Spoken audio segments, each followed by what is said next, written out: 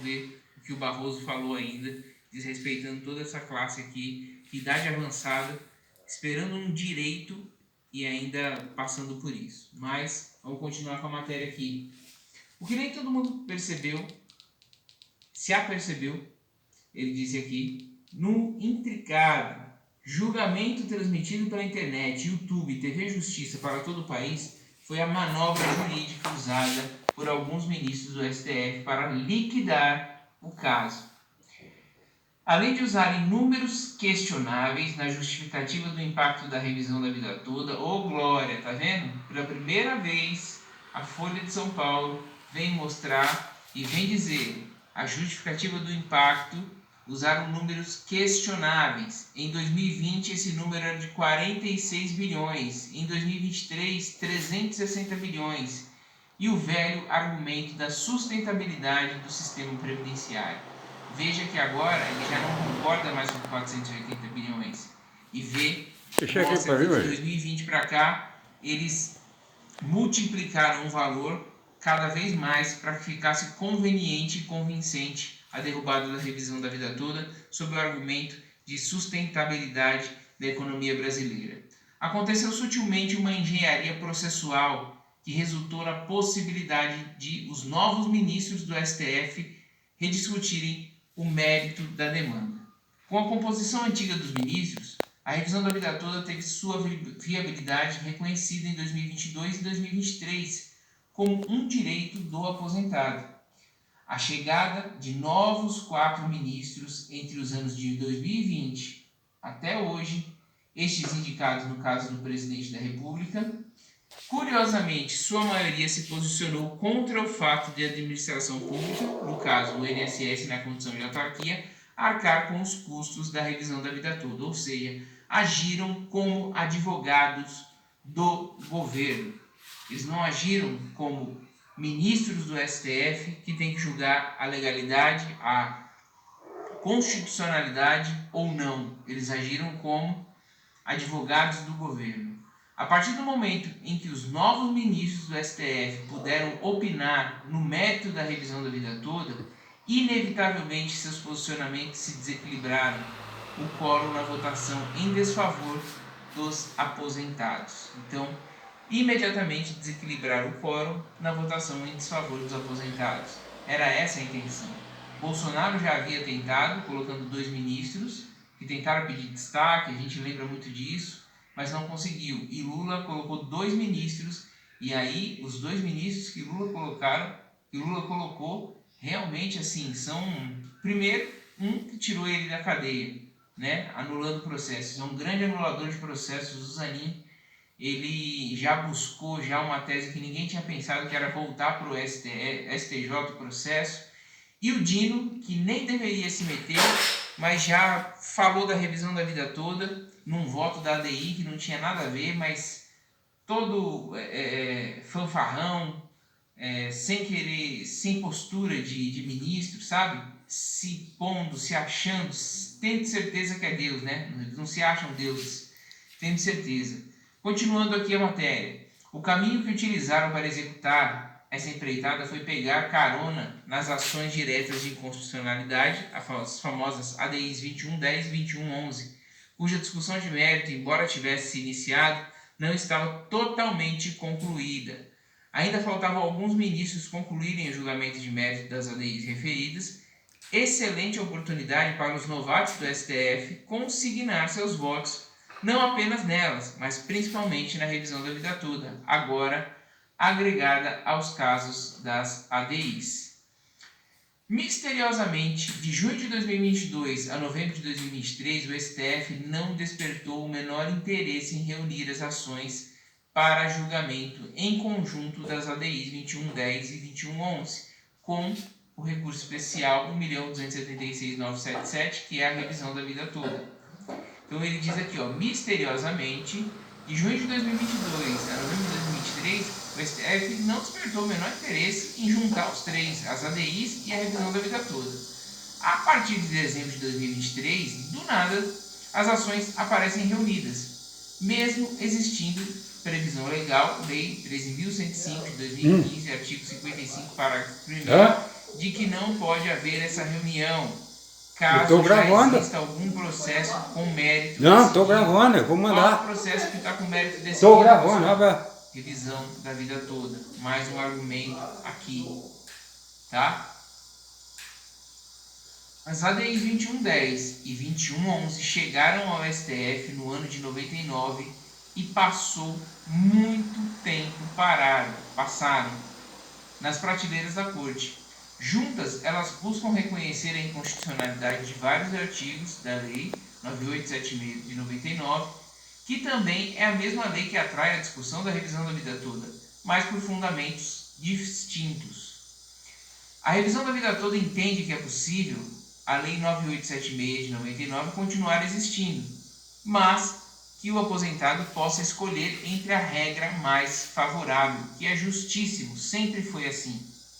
Regra mais favorável para o aposentado em caso de reforma. Já as ADIs buscam a inconstitucionalidade de vários artigos da Lei 9876 de 99 para que sejam banidos do universo das leis.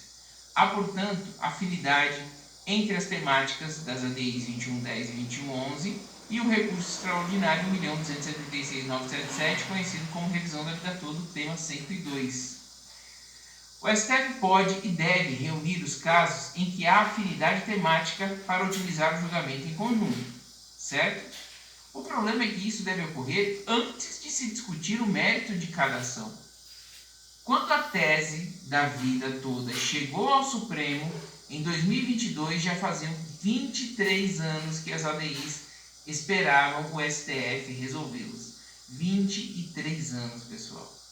O fato é que durante todo esse tempo as ações tramitaram separadamente e de forma autônoma. Aliás, nem tramitaram, né? Porque estavam há 23 anos parados. E ninguém nunca se interessou em juntá-las. Após o pedido de destaque do ministro Cristiano Zanin nas ADIs 2110 e 2111 e vistas no recurso especial 1.276.977, revisão da vida toda, a partir de então o caminho das ações foram unificados. Então veja que a mente maquiavélica, mente diabólica com relação à revisão da vida toda é Cristiano Zanin. E agora, com o reforço do ministro Dino, que é outro também jurista, vamos dizer aqui, ele é um jurista de primeira, conhece muito, fica mais difícil ainda, porque assim, imagina que os ministros do STF, que são contra a revisão da vida toda, nunca tinham pensado nisso. 23 anos lá parados, as ADIs, eles nunca tinham pensado nisso. Cristiano Zanin entrou, ele já chegou com a ideia de voltar o processo para o STJ, não deu certo, e aí ele já foi buscar as ADIs. Então veja que ele é rápido de raciocínio e ele é um anulador de processo profissional. Ele realmente é o carrasco de tudo isso. O Barroso, ele coordena através, né, da pauta, ele fica segurando para conseguir quórum, para conseguir tempo para o Zanin estudar a tese, bolar a tese para poder derrubar a revisão da vida toda. Tanto é que o Zanin é o mais novo, né? Agora não é o mais novo que o Dino entrou, mas dos mais novos, recentes ministros.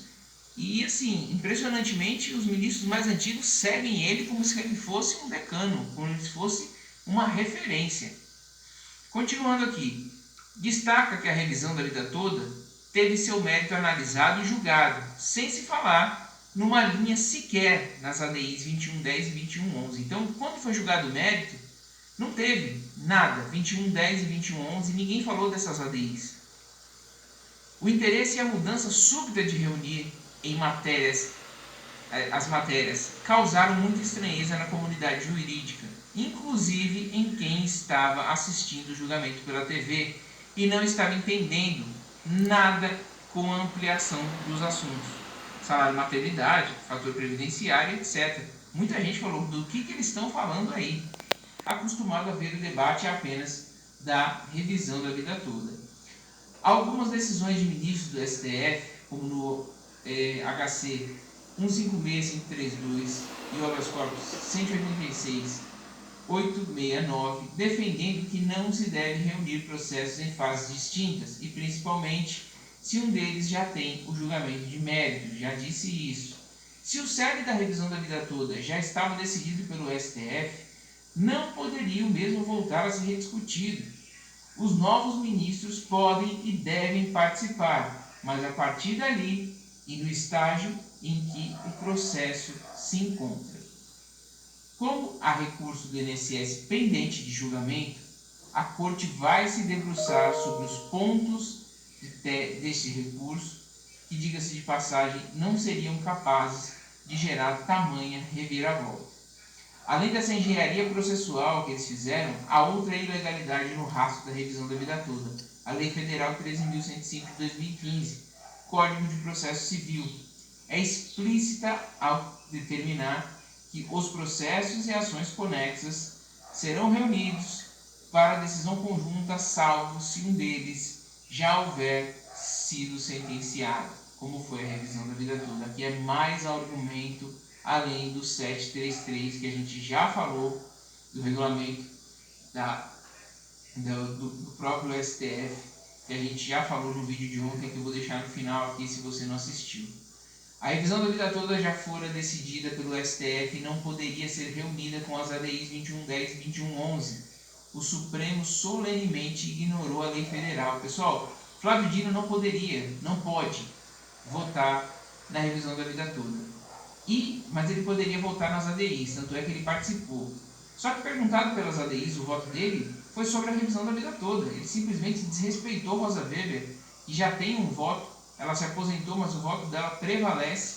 Ele simplesmente desrespeitou, passou por cima, todo fanfarrão, e aí falou, foi questionado pelo ministro, pelo excelentíssimo advogado Murilo White, e simplesmente deu uma resposta dando risada, assim, sabe?